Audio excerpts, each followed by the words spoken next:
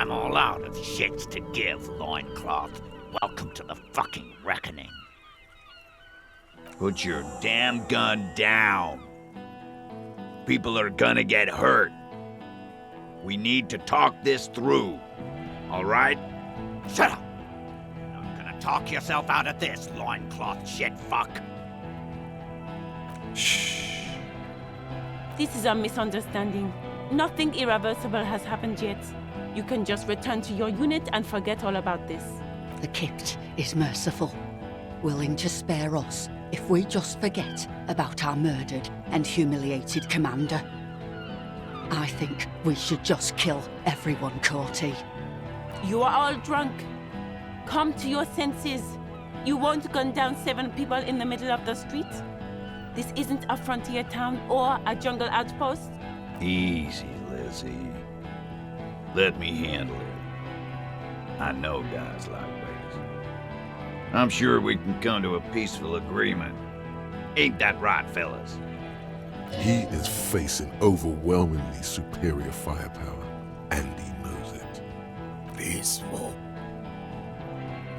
Fuck, there's the third one. How did we miss something like this? If this turns into a firefight, we should take him out first. A sound strategy. He's the leader. The Mercenary tribunal.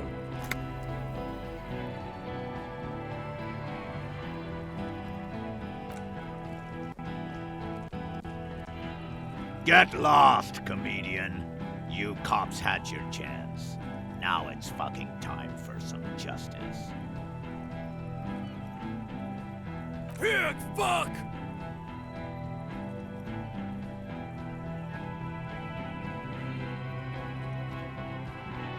Ah yeah! Welcome to the fucking party. You're probably gonna get killed too. I don't give a shit if you're cops. No one is going to kill anyone. Let's just put the guns down and talk like civilized human beings. She doesn't seem to understand the severity of the situation. With a wordless gurgle, the killer loads his long rifle. The leader gives a small nod to the helmeted man. Suddenly, the grip of your sidearm feels comforting and warm in your hand. Feels like it's saying, do it. Shoot him in the mouth. Shoot him before he shoots you. No, wait. It's good you have that gun. It really is. Just soften him up first. Present an argument. Even if it comes to a fight, it's always a good idea to drag it out first. Get under his skin. Whatever you do, stop wasting your time thinking about it.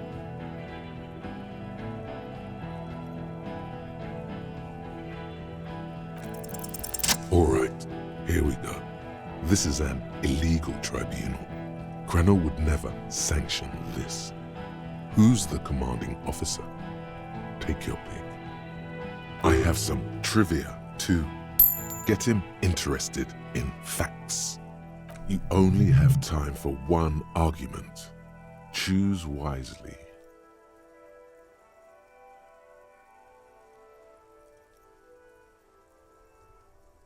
Pops, you have no idea about the rights Cranell extends to us.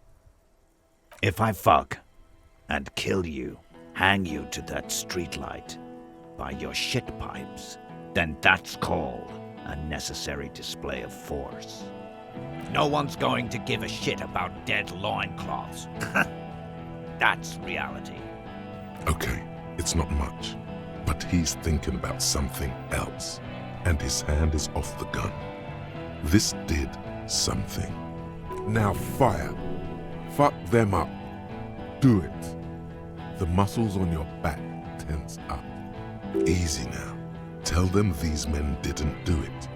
There's a peaceful way out.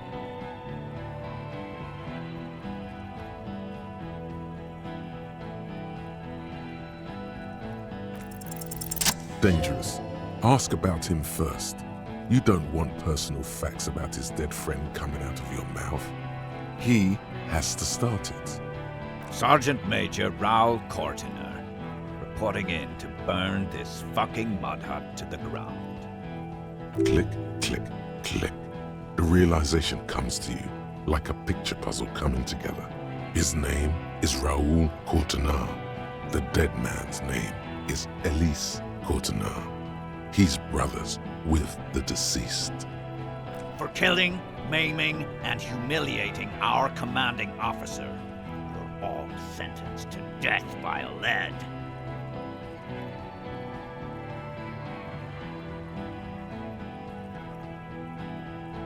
Baby blue, yeah. Like someone fucked up and put a baby's eyes on a grown man. It was creepy, but bitches like that shit, I guess. Or, I don't know what bitches like. I just know how to mow down cloths.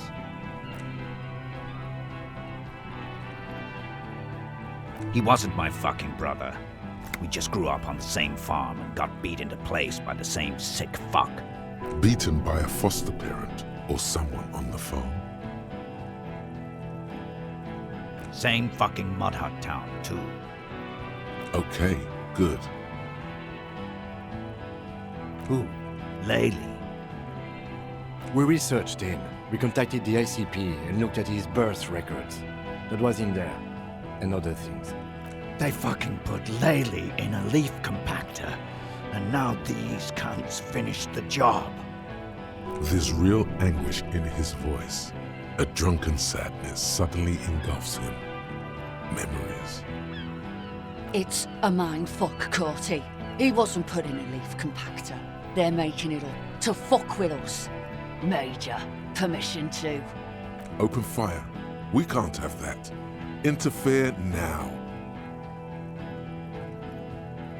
Fuck do you mean, talker? We've heard testimony. People say he was charismatic, a nice guy to be around. Yeah, he liked to chat up the natives. Share leaflets, squeeze a bit of kit tass here and there. Great fucking idea that turned out to be. If Laylee was here, he would spare the lot of you. Maybe shoot one for show. But me, I'm not a big fan of public affairs, clay monkey. I'll gun every one of you down for what you did. Ready to open fire, Major. At your command. This one isn't used to being suited this long. She's uncomfortable. We'll open fire just to hurry things along. Our colonel did what he had to do. It was either one cunt or 100 of them.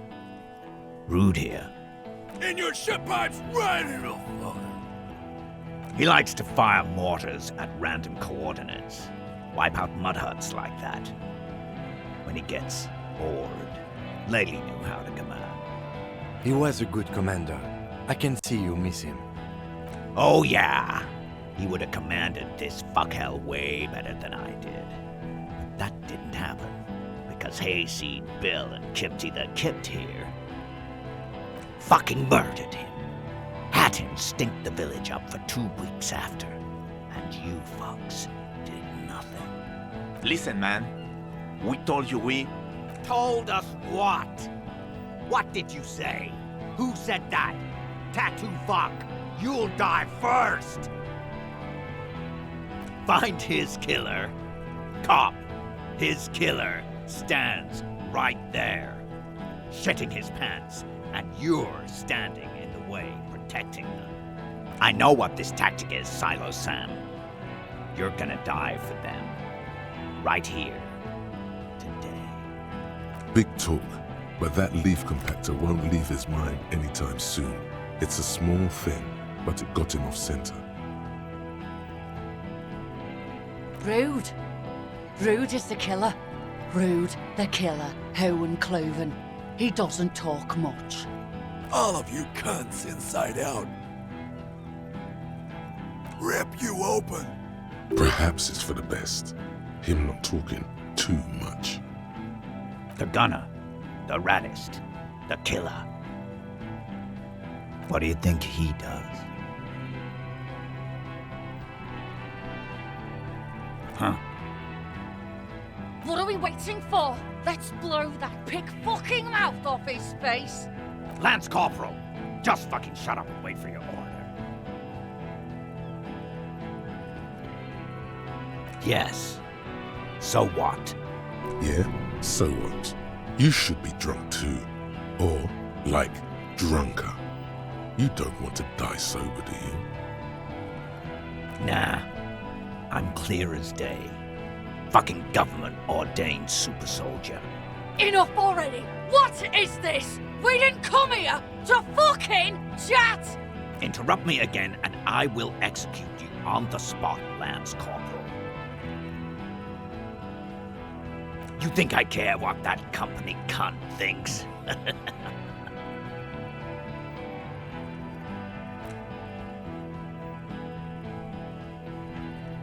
She's fucking gone!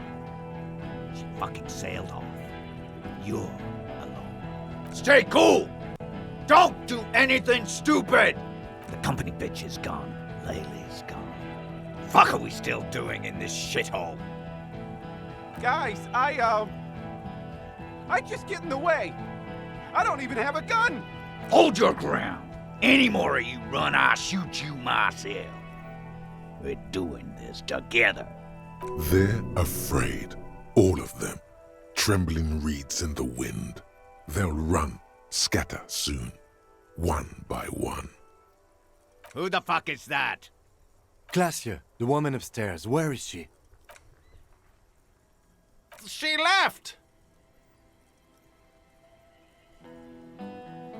What am I doing? My fucking establishment is under fire. You know how much windows cost? She left. Her room's cleaned out. Right before these assholes showed up. We should have arrested her. Hey, Bushman! Your little cunt isn't gonna help you out of this one. For God's sake, tell them the Hardys didn't do it. Present a case. Yeah? Who did then?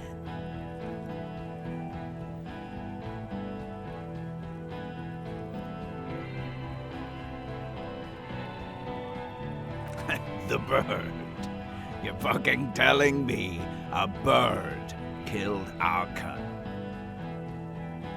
She used to work in industrial espionage, and... You think I'm fucking stupid? What if I just shot one of your pals here, right now? Huh? How about the kid? Go ahead. Say inadvertently. One more time. Listen, please. This cop and this drumhead court marshal won't decide who... He's gonna do it. He's gonna shoot her.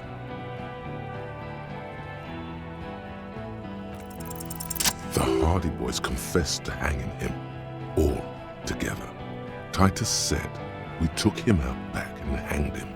He said it loud, in a public place. You're lying.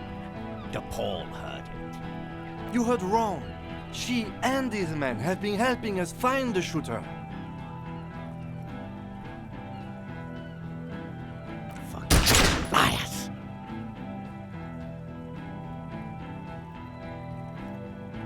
The young woman stands and looks behind her. The shot has flown over her head, crashing a small pane of the glass window behind her.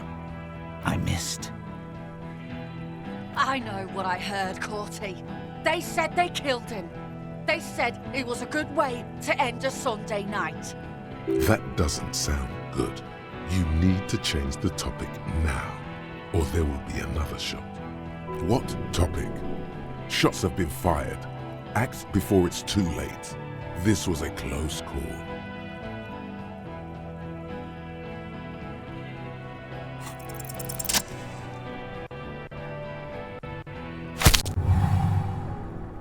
A plume of smoke and fire erupts from the gun, and your hand goes numb from the explosion. The smoke drifts west with the wind. You hear the plaza erupt in violence, slow, like a waterfall in reverse.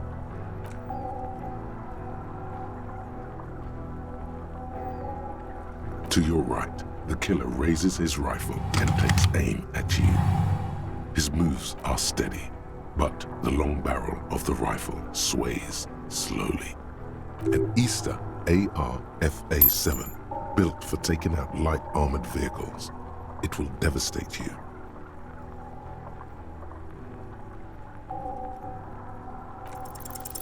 A low shot rings. You feel a tapping like rain on your chest plate. Heavy drops of rain. Then the sound of dice rolling as the cuirass distributes the shot evenly from plate to plate.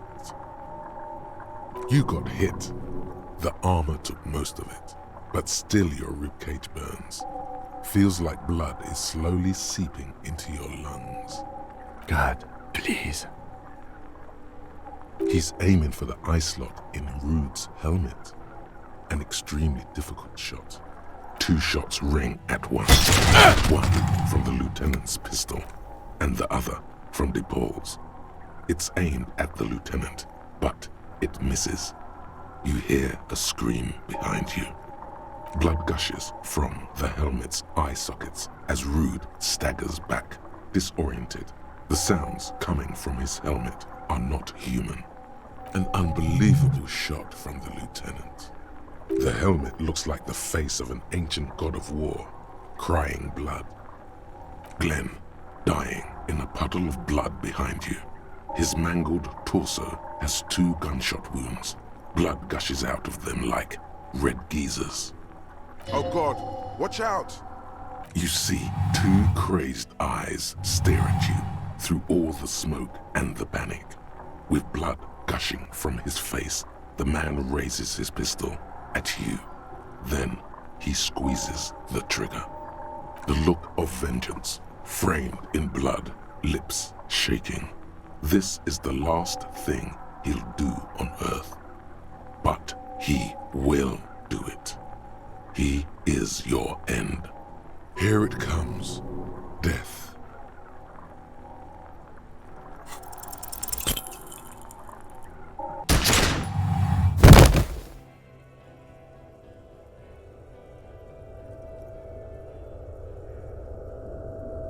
You can't. There is no time. Something inside your pelvis explodes. Your entire lower body is on fire and your legs can't support you. You fall down like a rag doll.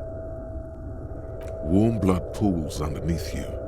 It's sticky, and there's so much of it.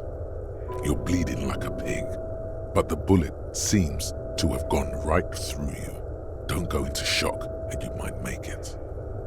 The Hardy Boys are screaming, fighting, dying. Someone jumps over you. Nearby gunfire shatters glass. Stop! The cop! Protect the cop! He's down! You're bleeding out.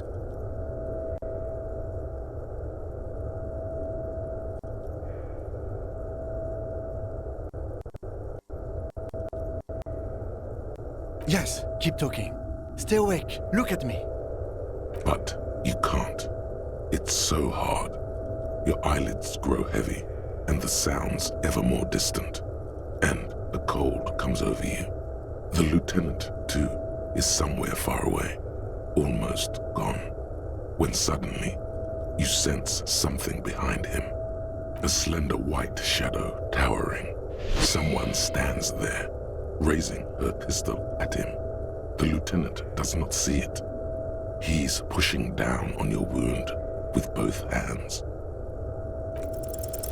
No, you say, and hand out your firearm to him. Your hand trembles and your eyes are full of fear. That's all it takes. There is no room for hesitation. The lieutenant moves like a spring unloaded. He grabs the gun from your bloody hand and fires behind him. You hear a faint scream, a woman's. Then the sound disappears, like someone pressed stop on the tape. The woman is gone. So is Kim. Then the whole world. This is death. One more door, baby. One more door. Brother, you already were a ghost.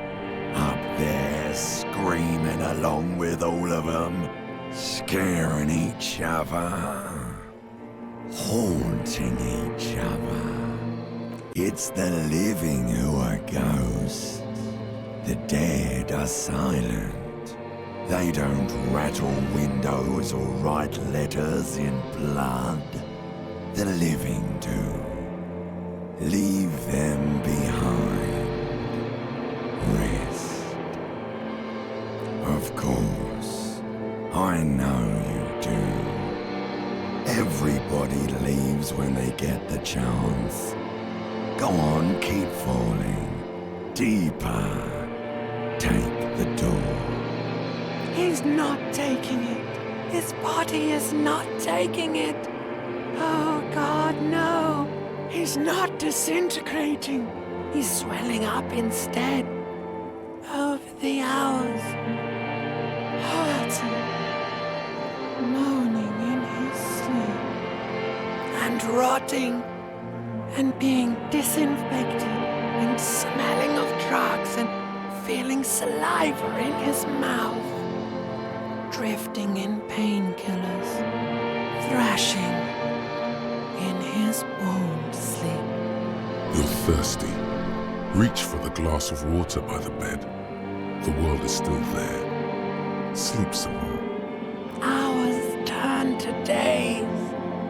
Soon we will get up again and go through it again. Finally we know what the infernal engine was outside. The clarion call. The engine of a caprice enema. No, it was him. He is the infernal engine. Can't you see? He never stops. He only gets worse.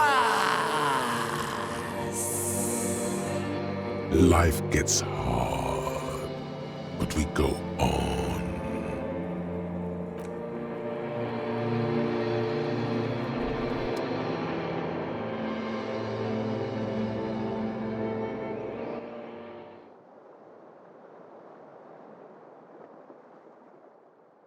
You see the lieutenant's familiar shape in the orange jacket.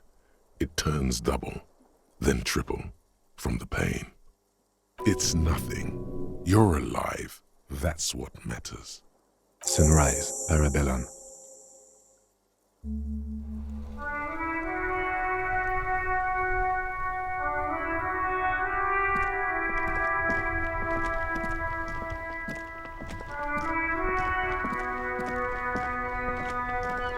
The graffito has been painted over the traces of the fight that took place here. It smells of blood and heavy fuel oil. This was Cindy the Skull. The lieutenant crouches, touching the fuel oil with his finger. Looks like it, yes. This is still fresh. It wasn't here yesterday. The return.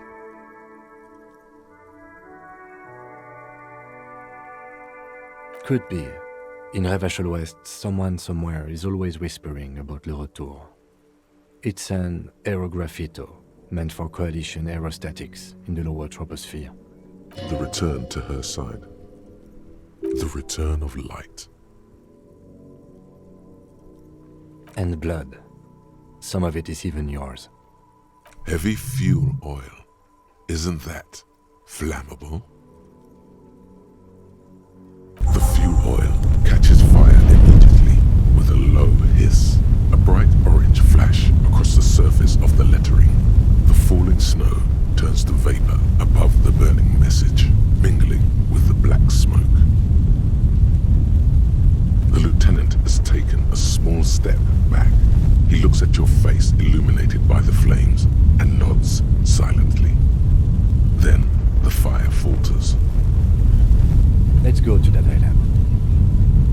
Slowly, the flames subside, the fuel burning out. The air still smells of mazout and springtime.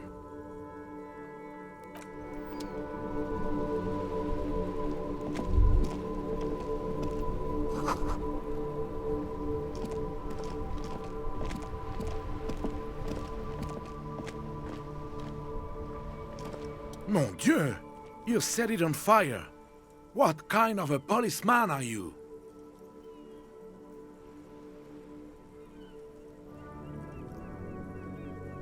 Apocalypse? I don't know what this means, officer. I'm sorry, but thank you. I'm here to cooperate any way I can.